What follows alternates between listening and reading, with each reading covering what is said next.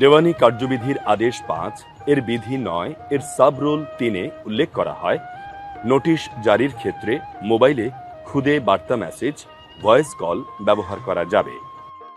আমরা সংশোধনীতে যেগুলো দেখেছি সেখানে কিছু বিচার প্রার্থীদের জন্য সরকার চেষ্টা করেছেন যে বিচার প্রার্থীরা দ্রুত এবং হ্যাসেল ফ্রি বিচার যাতে পেতে পারেন সেই প্রসেসগুলো সহজবদ্ধ করার জন্য বা সহজভাবে সহজলভ্য করার জন্য।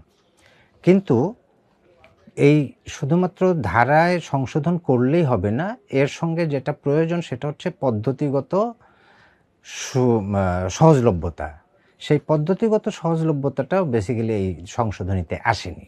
যেমন দেওয়ানি কার্যবিধির ৫ নম্বর আদেশের যে সংশোধনীটা আনা হয়েছে ৯ নম্বর বিধিতে, সেখানে ছোট্ট একটা সংশোধনী সাবরুল ৩-এ বলা হচ্ছে যে সাবরুল ৩-এ যে এটা বলা হচ্ছে সেটা এরকম যে ট্রান্সমিশন অফ ডকুমেন্টের কথা।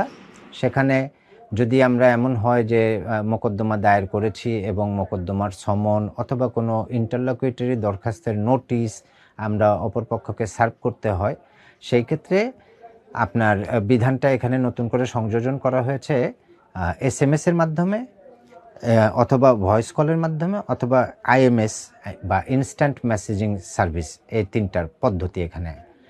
প্রশ্ন হচ্ছে যে এই 3টা পদ্ধতি আপনি কিভাবে অ্যাপ্লাই করবেন, কে এটার জন্য কর্তৃপক্ষ থাকবে এবং নম্বরগুলো, ফোন নম্বরগুলো, মোবাইল নম্বর হোক অথবা TNT নম্বর হোক, এই যে নম্বরগুলো, এই নম্বরগুলো আদতে অপরপক্ষের নম্বর কিনা এটা বোঝার মতন কে অ্যাসিউরিটিটা দিবে বা কে এটাকে আইডেন্টিফাই করবে, এই জাতীয় কোনো গাইডলাইন এই সংশোধনীতে আনা হয়নি।